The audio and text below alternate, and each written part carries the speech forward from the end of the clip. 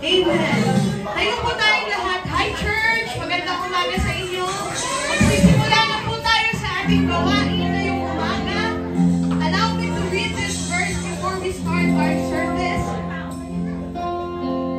Ayon po sa awit 96. Sabi po dito, purihin natin si Yahweh. Awitan ng bagong awit. Purihin natin si Yahweh, lahat ng nasa daigdig. Awitan natin si Yahweh, ngalan niya ay sangwahin. Araw-araw ang ginawang pagliligtas ay maggiting. Kahit sa ay ipahayag na si Yahweh ay dakila. Sa madla ay ipahayag ang dakila niyang gawa. Si Yahweh ay tunay na dakila. Marapat na mapulihan, higit sa sinumang Diyos. Siya'y dapat na igalang. Purihin si Yahweh, palakpakan po natin ang ating Diyos sa buhay. Hallelujah. Come on, mas mahigit pa na. You get to better than that. Hallelujah. Hallelujah. Let's pray. Heavenly Father, we thank you. We thank you, O God. We praise you. We glorify your name. We worship you, O God. We thank you, O God, for this day that you have made, Lord God, so that we can rejoice in you. We can rejoice even if we are in the midst of challenges, O God. Thank you, Jesus, for today. We worship you and we praise you in Jesus' name. Amen and amen. Palakpakan po natin ang ating Diyos. Hallelujah! Paniniwala dito na hawak ng Lord ang kanyang buhay. Ang hina naman?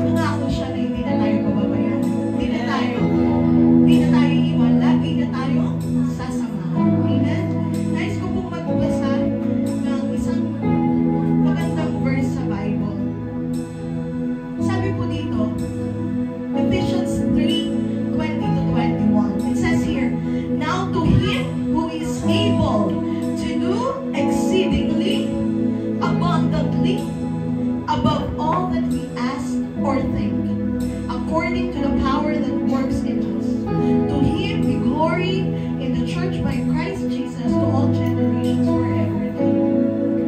Ang ganda ng word, to Him, ang ating Diyos, ang Diyos na sinasamba mo, church, ay kaya gumawa ng higit pa sa kaya mong isipin, higit pa sa kaya mong expect.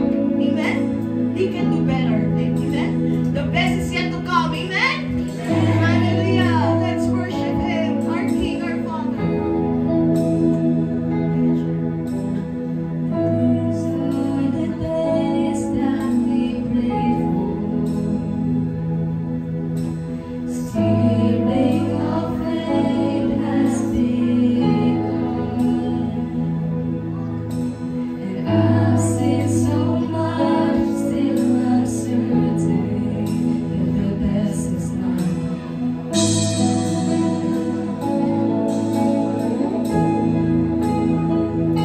Jesus, you're not done with me.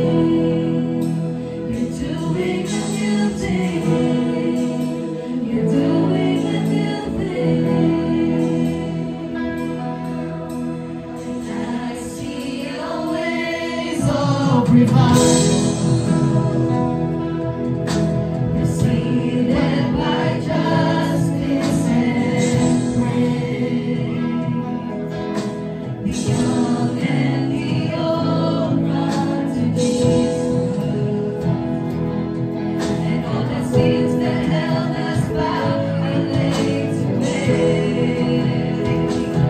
Jesus, you're not done with me.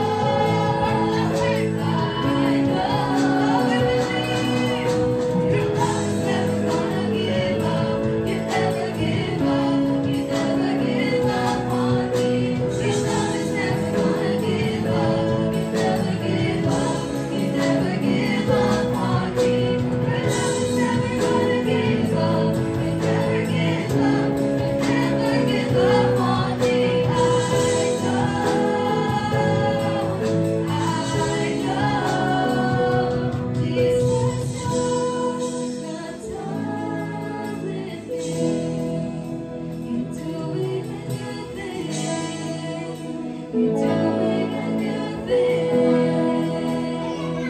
For all I've seen, I still believe. You're doing a new thing. You're doing a new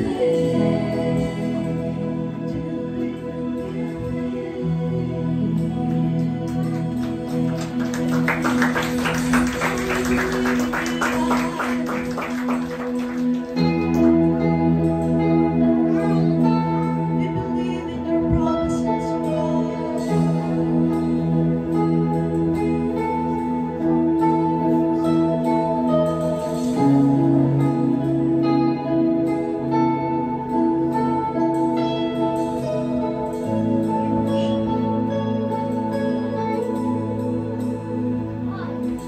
You inhabit the praises of your people. You delight in the glory of your Son. In the love of the Father we will worship. In the kingdom of God we find our home. The wonder of your love will break the chains that bind us. The power of your touch releases us to worship. Sing out to God, sing hallelujah. With all we are, we will worship you. Holy is your name, holy is your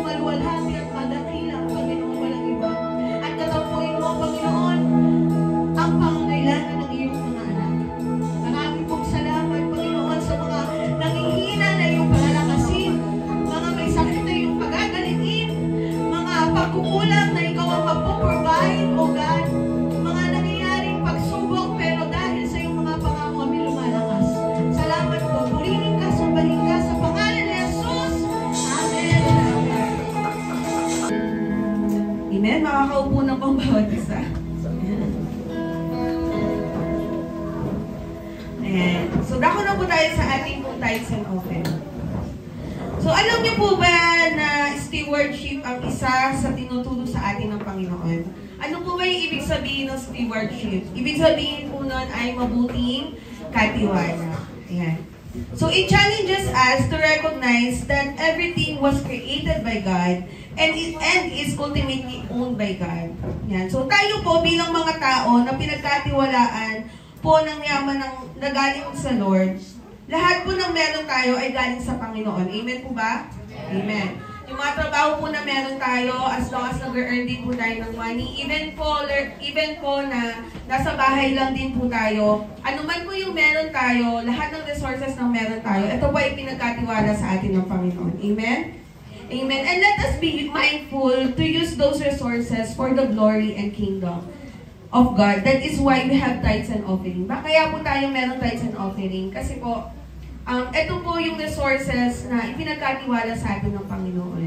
Kaya i-challenge po tayo ng Panginoon na ibigay po natin yung nararapat para sa Kanya. Diba po? Kasi siya din naman po ang nagpangako sa Kawikaan. Wait lang po. Yan. Sabi niya po dito sa Kawikaan, 3, 9 hanggang 10. Sabi po dito, parangalan mo si Yahweh sa pamagitan ng iyong mga kayamanan. At mula sa iyong pinakamainam na ani, siya ay iyong ring handugan. Sa gayon, kamalig mo ay lagi ng aapaw, sisidlan ng inumin ay hindi nga matutuyan. Katulad nga ng declaration natin ngayon, gusto natin mas mainam, mas mabuti. Amen po? Amen. At ang pangako ng Panginoon, i-challenge din natin ng Panginoon, yung faith natin, ibigay din natin sa Panginoon ngayong taon na ito. At siya rin naman po ang nangako sa atin, kamalig mo ay lagi ng aapaw, sisidlan ng inumin ay hindi nga matutuyuan. Naniniwala po ba tayo doon? Amen. Dahil bibigay po natin ang nararapat para sa Panginoon. Sige po, bago po tayo maghulog na ating po tithes and offering, tayo po muna ay manalangin. Aming Diyos, aming Panginoon, salamat po sa umagang ito na inyo pong ipinagkaloob sa amin. Salamat po, Panginoon, sa patuloy na pagtutulong sa amin. Kung paano po kami magiging mabuting katiwala, Panginoon, sa mga bagay na patuloy niyo pong ipinagkakaloob sa amin. Bilang manager, Panginoon, ng iyo pong kingdom, Panginoon, na inyo pong ipinagkatiwala sa amin. Nais po namin ipagkatiwala din sa iyo ang aming pong tithes and offering, Panginoon. Na magamit din po ito, Panginoon, sa iyo pong kingdom, Panginoon. At patuloy pang mapalawak ang aming pong gawain ngayon po sa taon na ito, Panginoon. I-bless mo po, Panginoon, ang bawat isa sa amin. Patuloy na ikaw ang siyang madakila sa bawat isa sa amin. At patuloy kami naniniwala, Panginoon, at nananalig na hindi mo po patutuyuin ang aming tubig, Panginoon, kundi, Panginoon, patuloy mo po aabawin, Panginoon, ang aming pong pangangailangan, Panginoon. Ikaw po ang siyang madakila at maluwalhati sa lahat. Sa iyo po ang papuri, pasasalamat para ng pagsamba. Sa pangalan lamang ng iyong anak na si Jesus. Amen.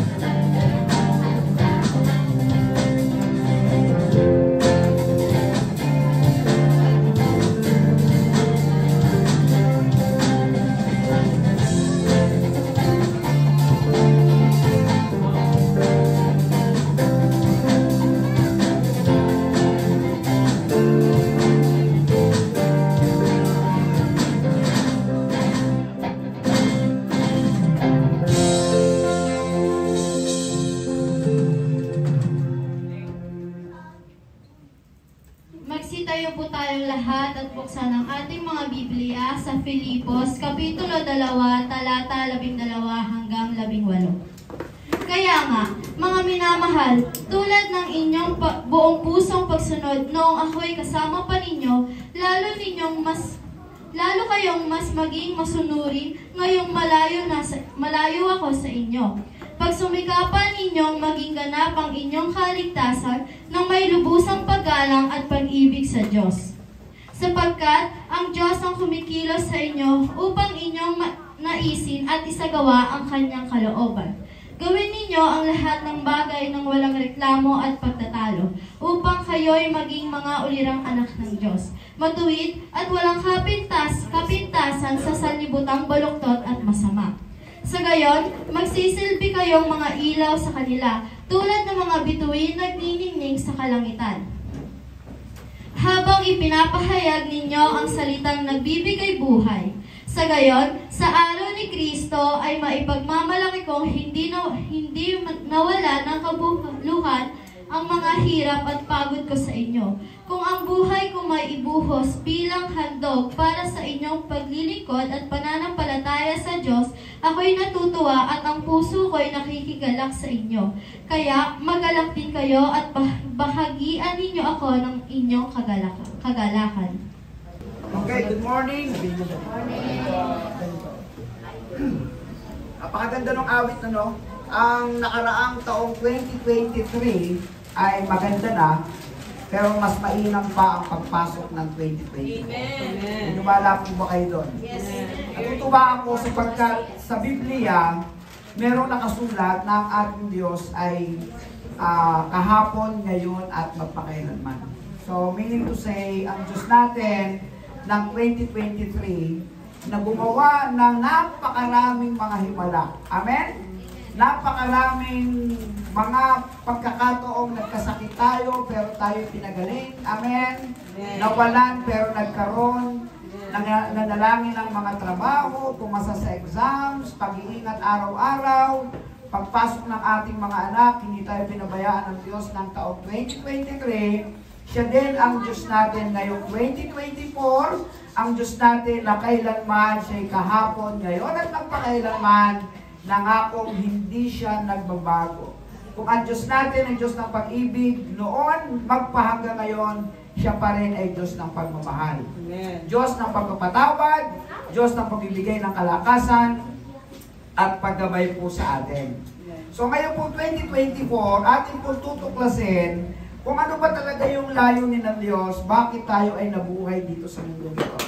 Kasi marami pong mga nabubuhay dito sa mundo ito, maari kasama na rin tayo sa mga kaisipan ng alang-alang sa.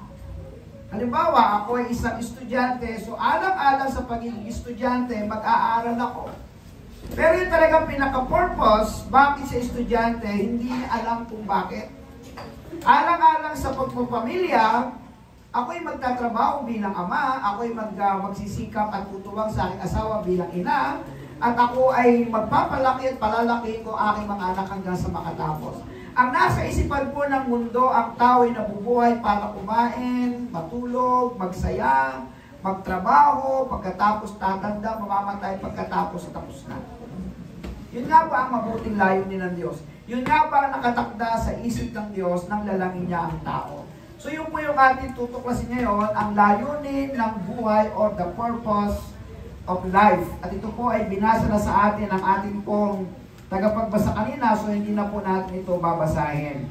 Meron po mga dahilan sa likod ng paglikha. The reasons behind creation. Hindi naman ito basta na lang nilikha ng Diyos, nang wala pong dahilan. Ang una pong dahilan ay para sa kanyang kaluwalhatian.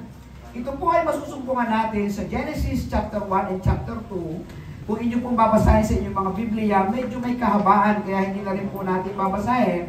Pero ito po ay napapaloob po dito ang mga dahilan sa likod po ng kanyang paglikha, kasama na po ang tao. Unang-una ay for God's glory, para sa kanyang kaluwalhatian.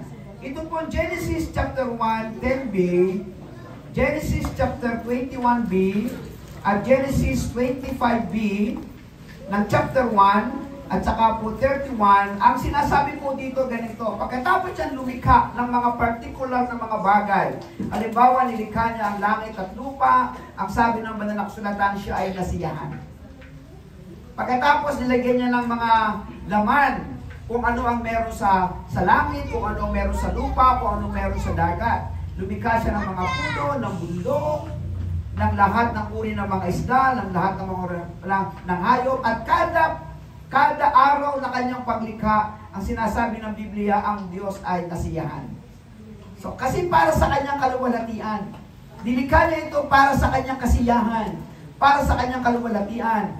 At sa loob na, at pagdating na ika-6 na araw, kasama niyang nilikha ang tao, at pagkatapos niyang likhain ng tao, at matapos niyang lahat ng kanyang nilikha, ang sabi, lubos siyang nasiyahan. No? At talagang lahat ng ito ay isang kagalakan ng Diyos na makita niya na ang kanyang mga nilikha ay talaga ng mga kaiga-igaya, kasaya-saya sa kanyang puso, sa kanyang pagiging Diyos. Yun po yung una. Pangalawa ay for God's existence. Nang pasimula, ang lahat ng bagay ay wala, pero bigla na lamang nagkaroon ng langit at lupa.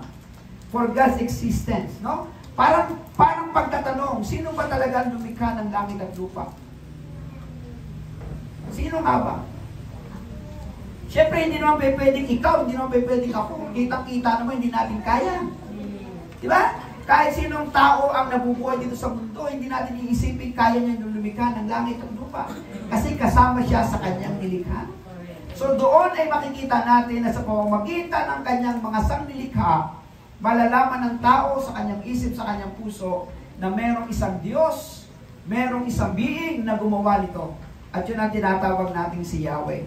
Yun ang ating sinasamba, hindi man natin nakikita, hindi man natin siya nakikita, magpasangga ngayon yung ating pananampalataya, inilalagay natin sa ating puso na merong Diyos na lumikha ng langit at lupa. Amen! Amen. At ang pangatlo po ay for God's kingdom, para sa kanyang kaharian. Nang likhain niya ang tao, sinabi niya, o tao, ang lahat ng bagay na ito ay para sa iyo. Kayo ang aking magiging katiwala. Magpakarami kayo, humayo kayo. Kaya sa kanya pong utos na magpakarami ay hindi para gawin kung ano ang gusto niyong ibig. Magpakarami kayo, dumami kayo, pero sa kagustuhan ko, sa plano ko, sa programa ko. Tama ba? Ang programa ng Diyos ay dumami ang mga taong mabuting katiwala, dumami ang mga tao na talagang magpupuri sa Kanya, dumami ang mga tao na mabubuti at magkalat ng kabutihan sa mundong ito na magtataas ng Kanyang pangalan para sa Kanyang kaluwalhatian. At ang kahulihan na dahilan ng Diyos ng Kanyang paglikha ay ikaw at ako. Sabihin mo nga sa iyong katabi, ikaw ang dahilan. Bakit nilikha ka ng Diyos?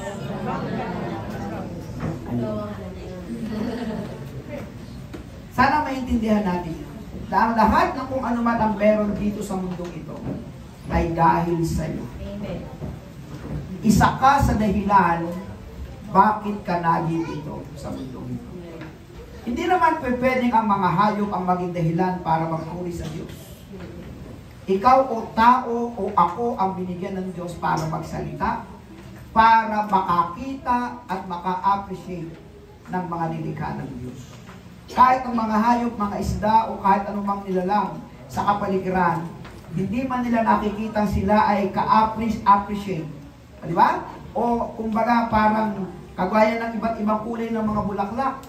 Di ba? Wala naman silang mga bibig na narinig natin na a-appreciate nila isa't isa. Uy, gumamela, ang ganda ng kulay mo. Di ba? Mga ganon.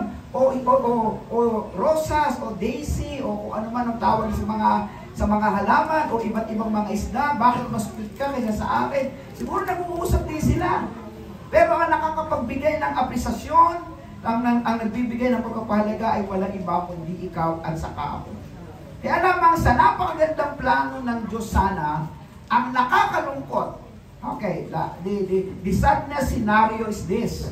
Matatagpuan natin sa Genesis chapter 3. Di na rin natin babasahin dahil medyo mahaba, pero ang Genesis chapter 3 ay naglalaman ng pagbagsak ng tao dahil sa kasalanan. Man fall into sin. Ang dahilan, basahin natin, disobedience. Sabihin natin, disobedience.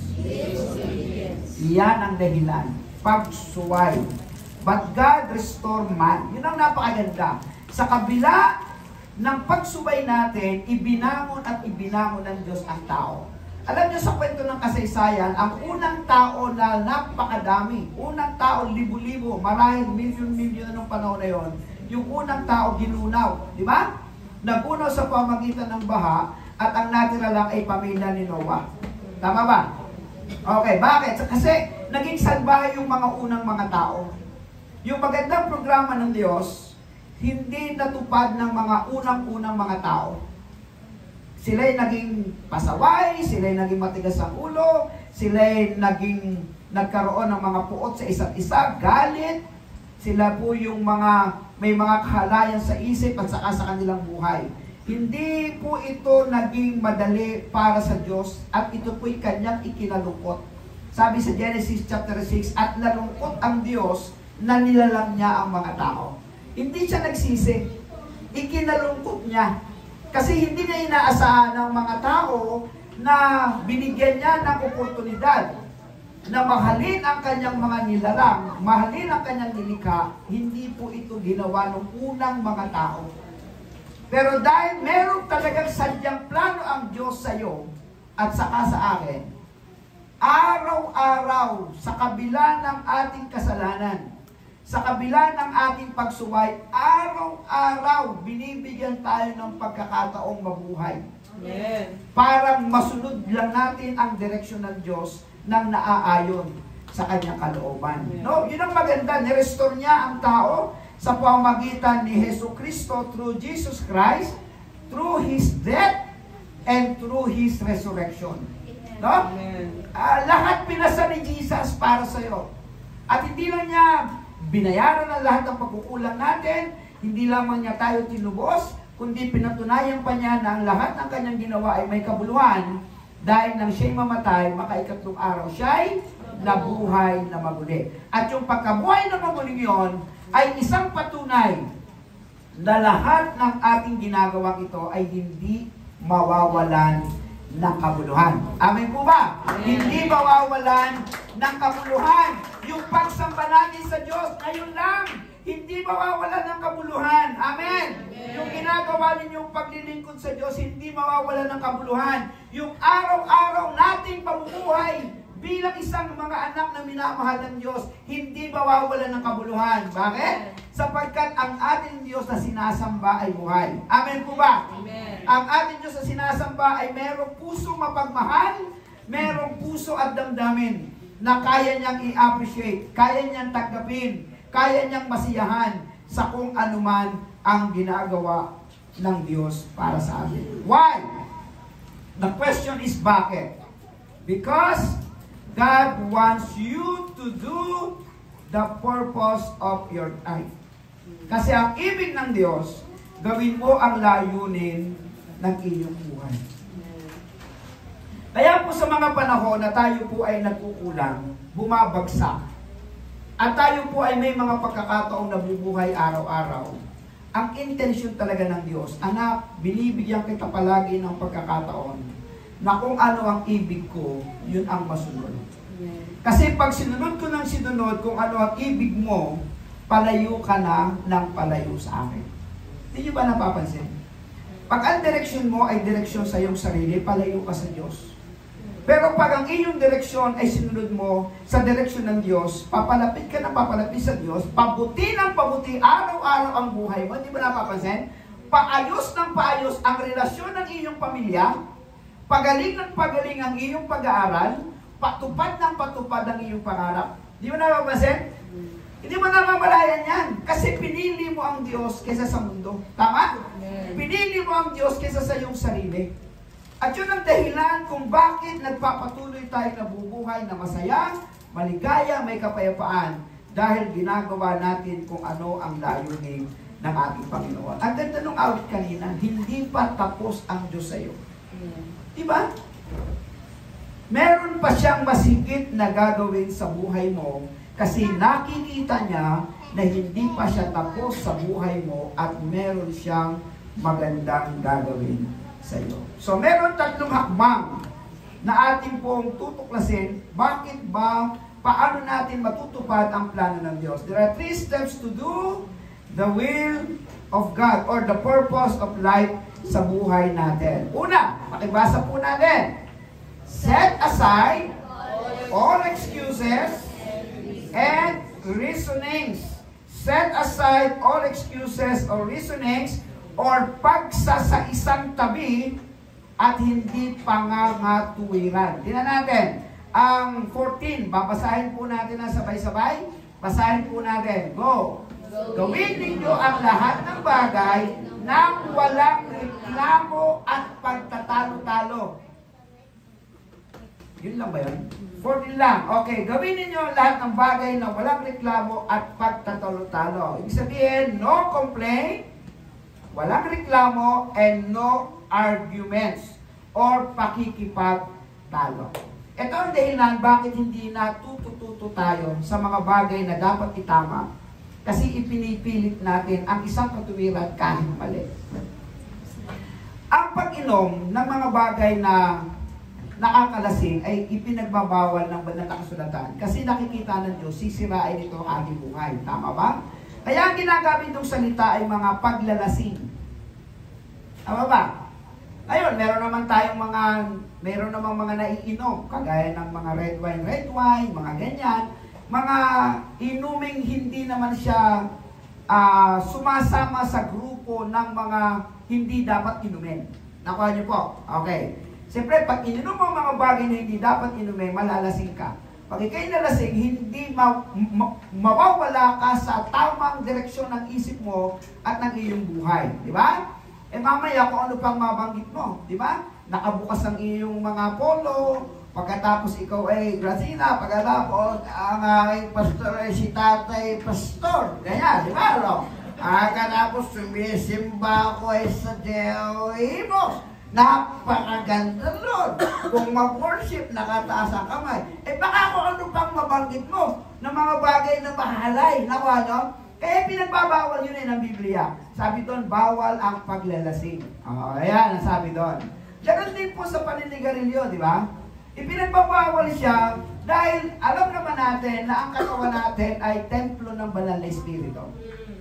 Di ba? So, hindi gusto ng Diyos na sabihin hindi ka gustong maging masaya. Di ba? Kasi sinasabi ng ating Diyos, hindi ko gustong gawin mo yan kasi sisirain mo yung magandang pagkalikha ko sa'yo. Yun lang ang purpose ng Diyos eh. Kaya lamang tayong tao, punong-puno ng reklamo. Ano ba yung mga born again na yan? Napakadaming bawal. Di ba?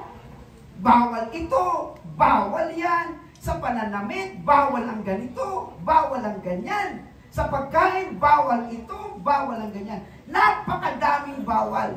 So ang tao, punong-puno ng reklamo, punong-puno ng argumento at pakikipagtalo.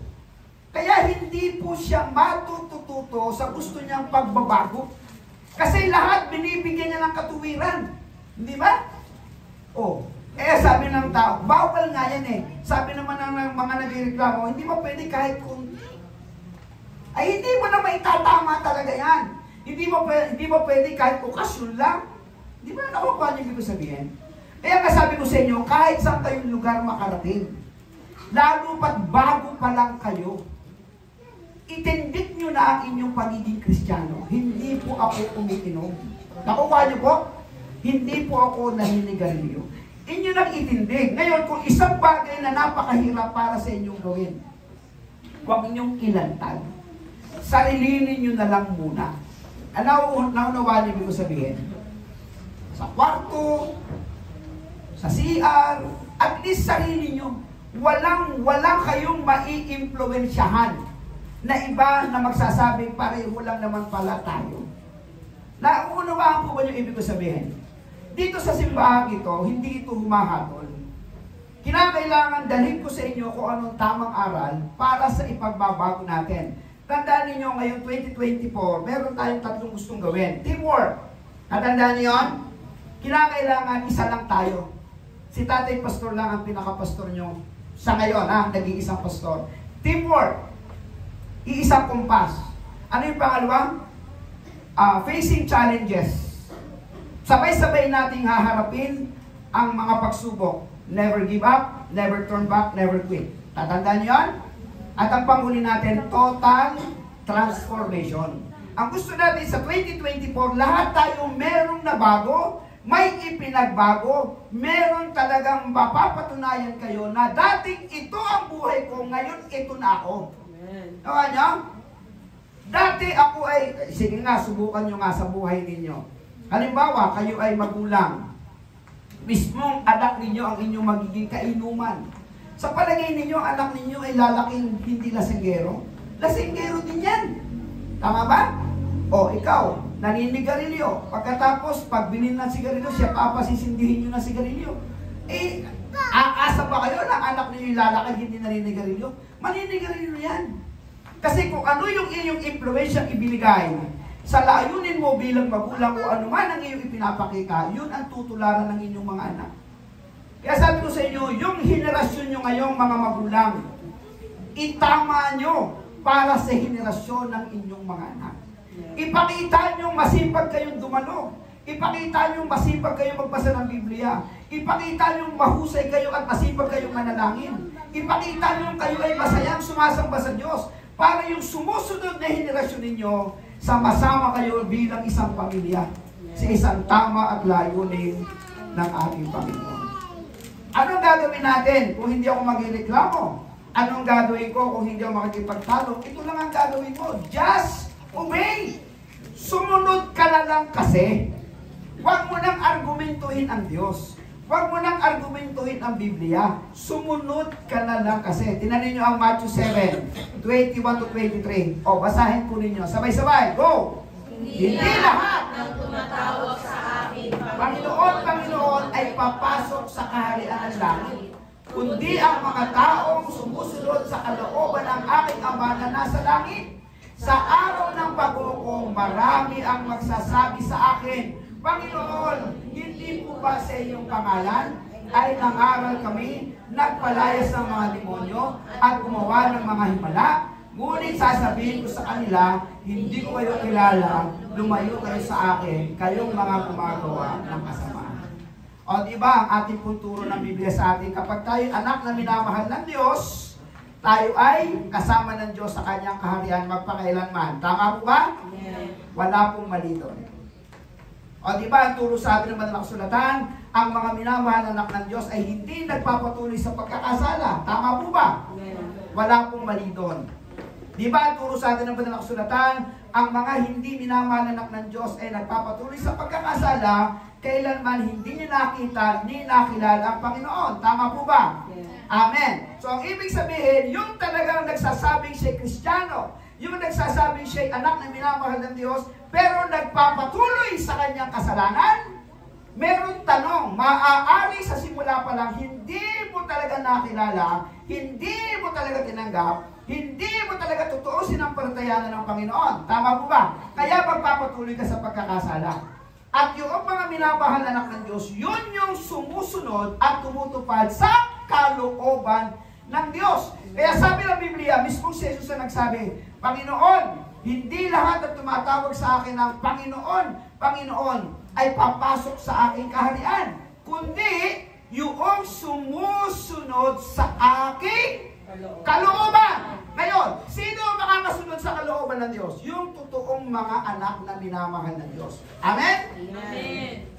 Hindi mo masusunod ang kalooban ng Diyos kung hindi ka totoong minamahal na anak ng Diyos. Kasi iba ang gusto mo.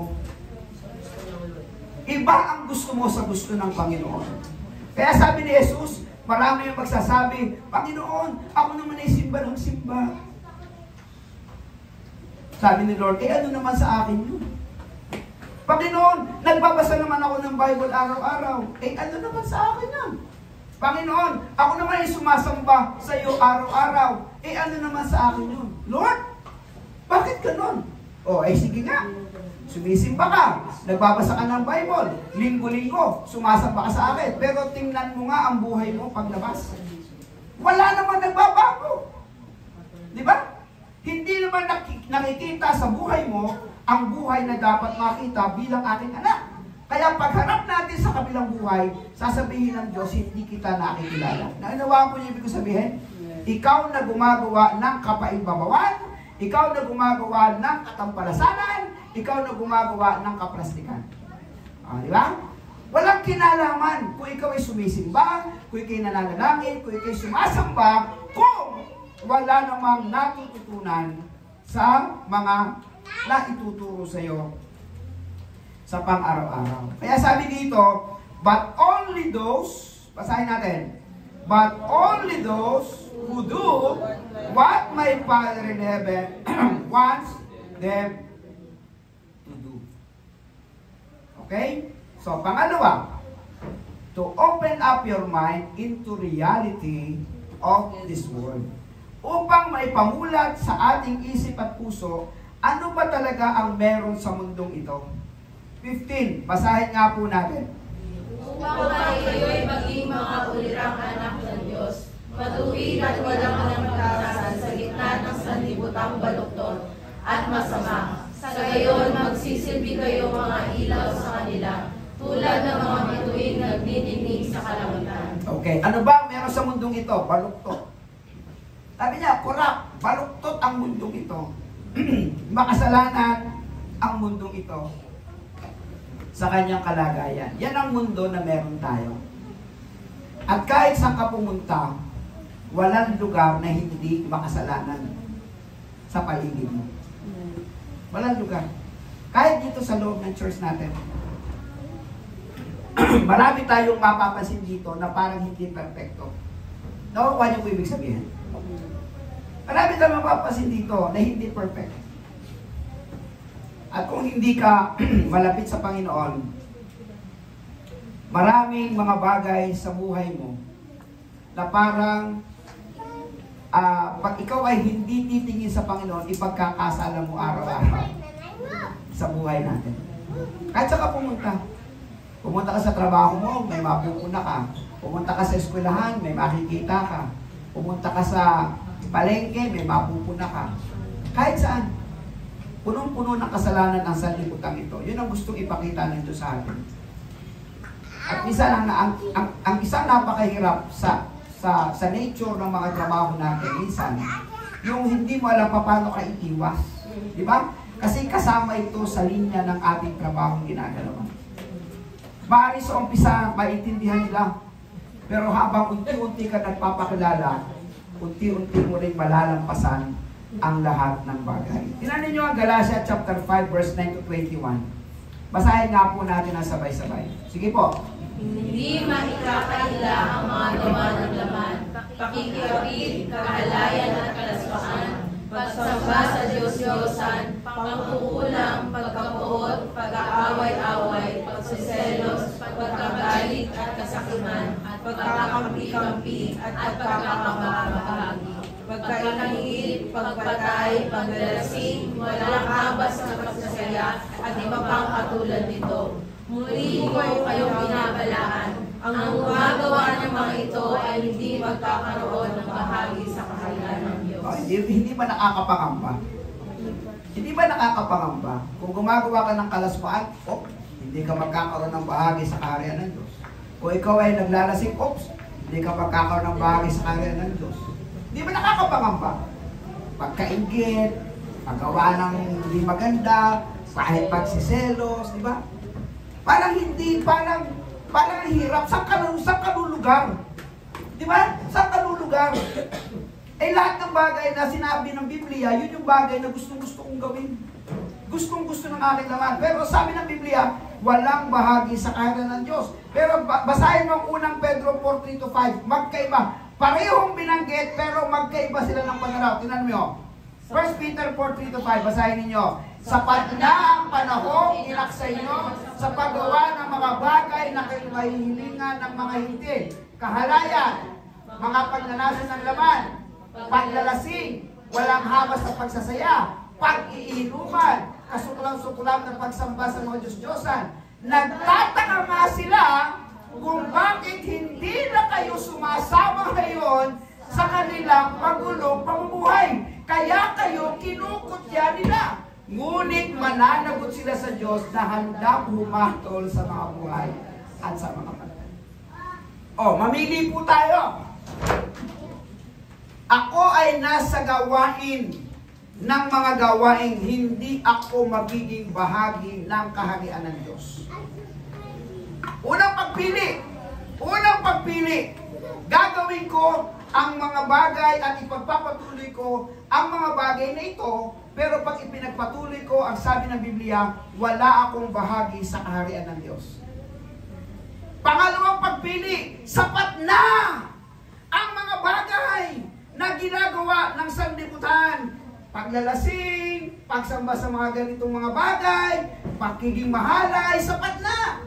At ang sabi ng sumunod na talata, ang sabi ng sumunod na talata, nagtataka nga sila kung bakit hindi na kayo sumasama ngayon sa kanilang magulong pamumuhay.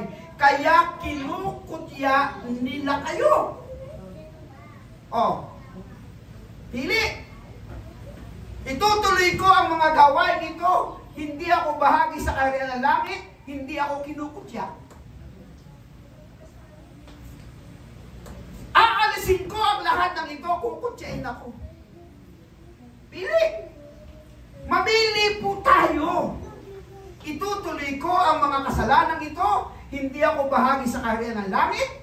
O iiwanan ko ang lahat ng ito. Kaya lang ang kapalit, kukutyain naman ako. O, mamili. Sabi ng ayaw magpakutya, hindi ko kaya.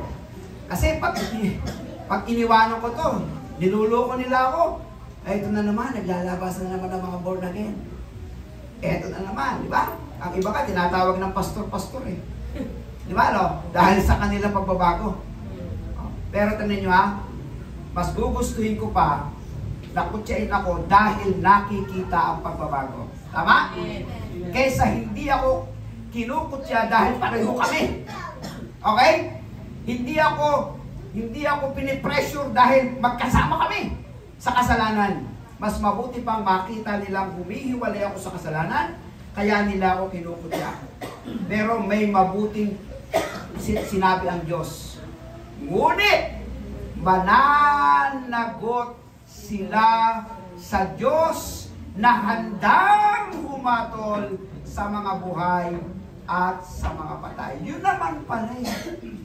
Sa pagtalikod ko pala sa mga bagay na mali, kakampi ko pala ang Diyos. Amen. Amen? Yun naman pala eh. Sa pag-alis ko sa mga bagay na ito, ang Diyos ay masisiyahan sa akin, magagawa ko ang kanyang layunin, ang pagpapala at pangako ng Diyos ay sa akin. Dito na ako, sa kukutyain ako. Dito na ako, sa ako ay sasabihin hindi ka nakikisama. Dito na ako sa sasabihin, ikaw ay KJ, ikaw ay Killjoy. Okay lang, okay lang. Ang mahalaga, pagdating ng araw, kasama ko ang Diyos. Iwan ka. Di ba? Iwan ka.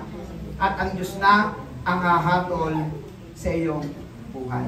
Ang pangatlo po, to know what I am living for. Malaman natin kung bakit tayo ay nabubuhay dito. O, sabi ng 15, basahin po natin.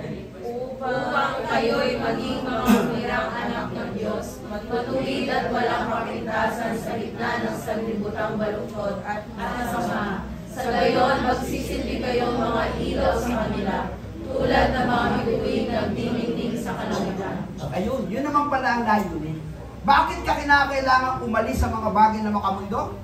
Bakit ka kinakailangan mapagtagumpay mo yung mga bagay na hindi magpapapasok sa iyo sa kaharian ng langit? Ang sabi dito, upang ikaw ay maging malinis, maging dalisay, maging inosente ka, innocent, pure, as God's children. Ha? Yun ang layunin. Kinakailangan maging iba ka. Kinakailangan sa 2024 makipakita mo ang total transformation ng buhay mo sa pamilya mo, sa asawa mo, sa mga anak mo.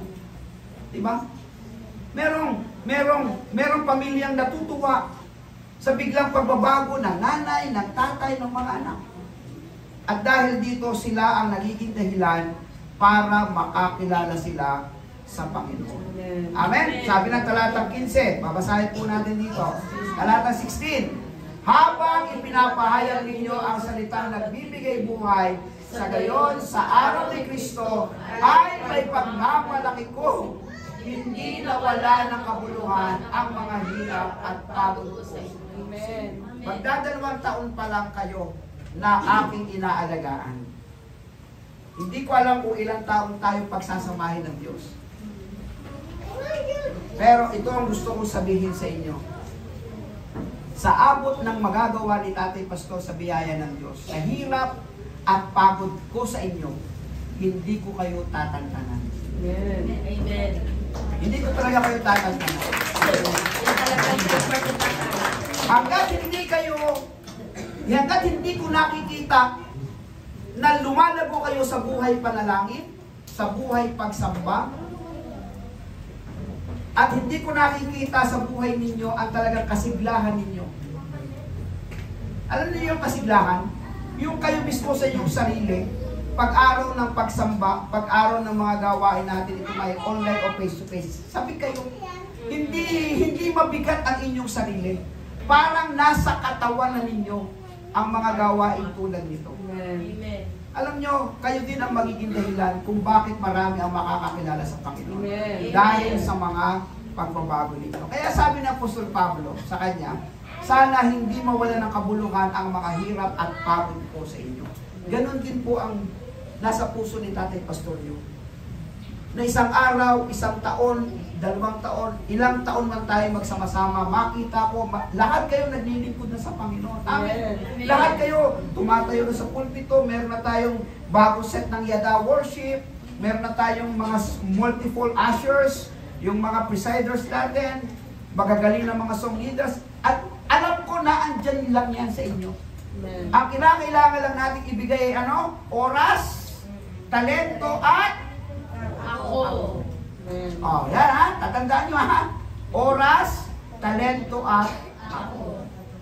Yun lang ang ibigay ninyo. So, meron tayong mga online, meron tayong iba't ibang mga ginagawa dito sa church. Sundin lang po natin ang sundin. Iwasan na po natin ang argumento, iwasan na natin ang pagiging pagreklamo. Ay nako, hindi po talaga tayo matututo pag napanatili po natin yan. Ang sabi po dito, as you offer the message of life, that we will be proud in the day of Christ. Pag ako ay nauna sa inyo, halimbawa, nauna ako sa inyo. Kaya gusto ko pa naman pagkamatay, nagsasalita ako sa pulpito. Yung kagaya ng ganito. Lord, sana pag ako ay namatay, nasa pulpito ako. Wala.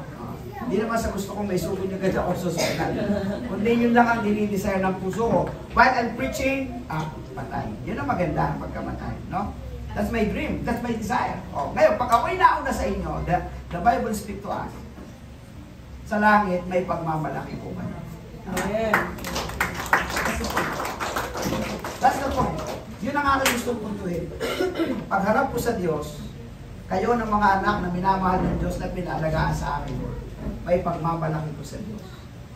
At masasabi ko, alam mo, aking Panginoon, lahat ng pinagpagala namin sa lupa, hindi po nasayang. Tingnan ninyo ang Jehaw, Imus. Kung gaano sila nagmahal sa'yo, inibig kayo, pinaglipuran kayo. Diba? At talagang ibinigay ang kaluwalhatian para sa'yo. 17:18. Sabi po dito, kung ang buhay ko ay ibuhos bilang handog para sa inyong paglilingkod at pananampalataya sa Diyos, ako'y natutuwa at ang puso ko'y nakikigalak sa inyo, ay magalak din kayo at bahaginan ninyo ako ng inyong kagalakan. That we will be glad and share our joy. Isang araw, magkukwentuhan kayo. Hindi lang kung anumang bagay, kundi ng mabubuting ginagawa ng Diyos. Di ba mga marites ganito? Uy, Mari! Alam mo ba yung ating kapitbahay? Ganito, ganyan. Di ba ganyan ang mga marites? Pero darating ang panahon, pag nakita-kita kayo, alam mo kapatid, napakaganda ng ginawa ng Diyos sa buhay. Yun na yung pag-uusapan natin. Tama po ba? Darating ang panahon, makikita ko kayo, nagkwentuhan kayo, hindi buhay ng may buhay, hindi paninira ng mga tao. Darating ang panahon, lahat tayo, pagka nag-usap-usap, ang pag-uusapan natin ay ang kabutihan ng Diyos, katapatan ng Diyos, pagpapala ng Diyos, karanasan natin sa ating Panginoon. At yun ang magdadala ng galak sa atin sa isa't isa. Tama ba yan? Kaya ngayong 2024, sa kauna-unahang pagkakataon, look at yourself today. Tingnan nyo ang ating mga sarili-sarili. Ikaw lang ang nakakaalam ng iyong sarili. Sabi ko sa inyo, itong Jehaw, Imus, wala siyang karapatang manuro. Turo. Mali. Ang tungkulin lang po ni Tatay Pastor, sabihin kung ano ang pinasasabi ng banal na kasulatan. Sa bawat individual niyong buhay, kayo ang magkaroon ng struggle. Kayo ang makonsensya, kayo ang hindi mapagkatulog, kayo yung magkaroon ng pag-iyak sa Diyos. At pagkasabi, Panginoon, hirap na ako, tulungan po ninyo ako. Panginoon, unawain po ninyo ako, bahagi ito ng aking trabaho. Ang Diyos ay napakalawak ng unawa. Ang Diyos ay napakalawak ng kanyang tiyaga para antayin at ibigyan tayo ng tamang direksyon.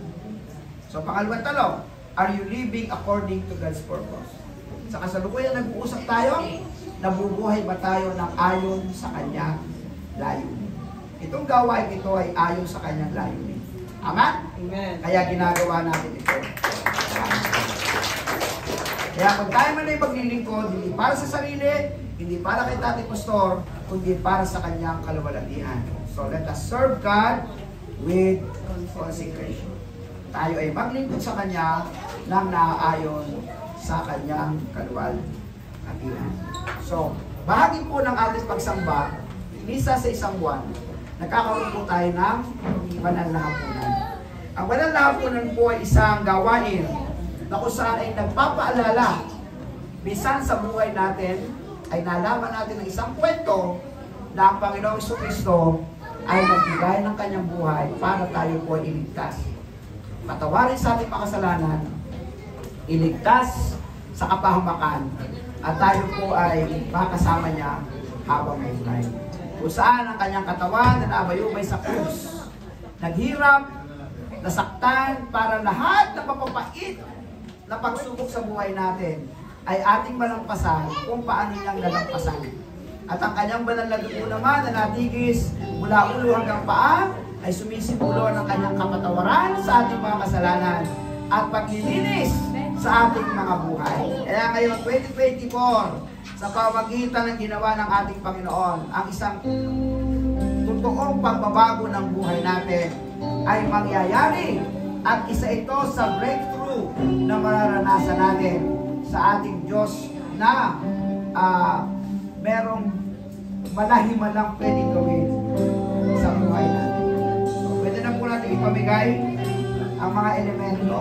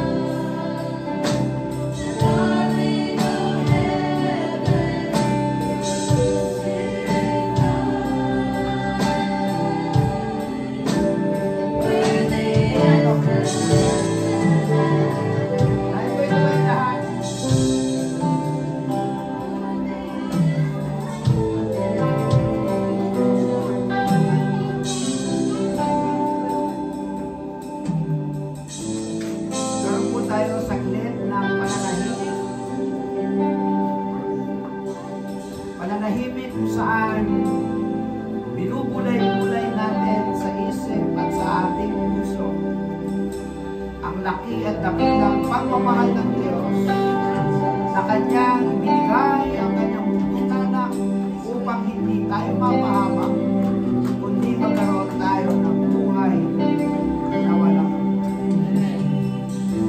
katawang nabayubay sa krus ng Kalbaryo para ang lahat ng pakit, matinding mga pagsubok sa buhay ay palagpasan natin, sapagkat ang lahat na ito ay pinasan, iniis, sinakripisyo ng ating Panginoong Jesucristo. Dugong natigis sa krus ng Kalbaryo, mula ulo hanggang paa, sa kagustuhan niya na tayo ay patawarin at patuloy na iparamdam ang kanyang napakalawak na kapatawaran sa atin. At malinis tayo sa ating mga kaluluwa.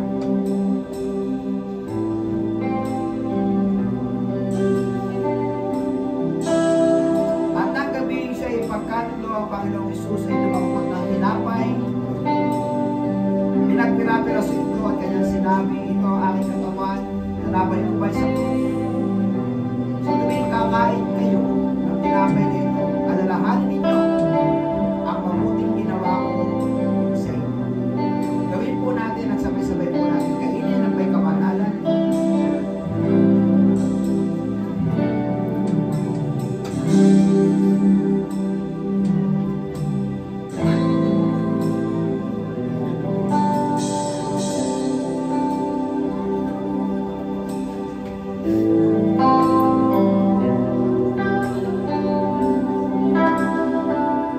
At pagkatapos, tumangkot siya ng sarong. At kanyang sinabi naman, sa tuwing iinumin ninyo ang sarong ito, ito ay nagpapaalala na minsan sa buhay ninyo, merong dugong natigis mula ulo hanggang paa para sa inyong kapatawaran at para sa paglilinis ng ating mga buhay. Sabay-sabay po natin ito.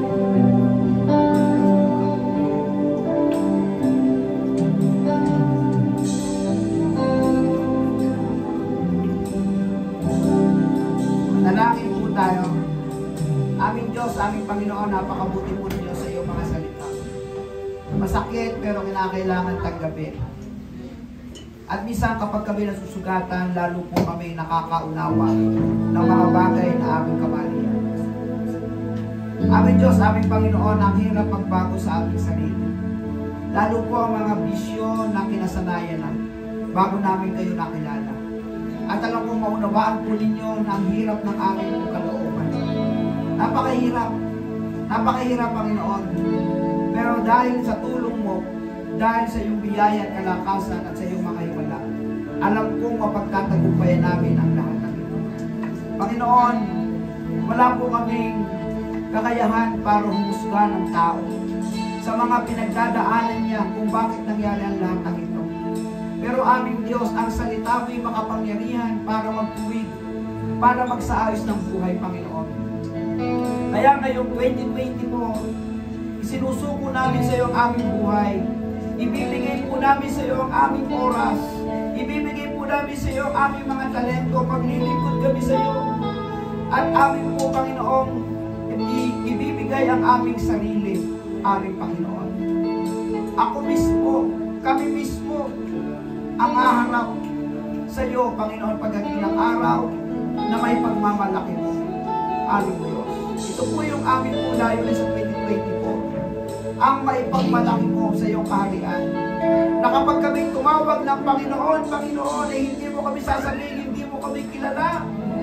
Kundi pag kami tumawag sa iyo, O Diyos, aming Panginoon, tatanggapin mo ang aming mga panalangin. Dahil nagbibigay kami ng kaluwalhatian sa iyo. Kaya ngayon po, sama-sama kami humihingi ng kapatawaran. Sama-sama kami humihingi ng iyong gabay at kalakasan, Panginoon. Dahil inaamin po namin sa aming sarili, hindi namin kaya. Ngunit sa kapangyarihan ng iyong kamatayan at pagkabuhay na mabuli, mapagtatagumpayan namin ang lahat ng bagay. Panginoon, kasama na namin ipinapanalangin ang mga pangarap namin ngayong 2024. Ito man ay may kinalaman sa aming pamilya, may kinalaman sa aming mga sariling, mga personal na dahilan, may kinalaman sa mga estudyante nagsisipag-aral, may kinalaman sa mga nagsisipag-trabaho sa kasalukuyan. O ito man ay meron pong mga dapat ayusin sa 2024. Mga dapat pong baguhin, mga dapat pong iayos, Panginoon. Panginoon, dumadalangin po kami. Tulungan niyo kami magkaroon ng katuparan, ang ninanais ng aming puso, habang ibinibigay namin sa iyo ang iyong kaligayahan at ang iyong kaluwalhatian. Panginoon, nagagawa namin ito para sa iyong kaluwalhatian at sa ikasisiya diyan sa kaharian mo, Panginoon. Lord, hindi man po namin kayo nakikita, sumasamba man kami sa Espiritu at sa katotohanan. Narito kami, O Diyos, na may masumpungan po ninyo na isa sa Angelical family, imo sa oras na ito ay nagbibigay ng kaluwalhatian sa iyo.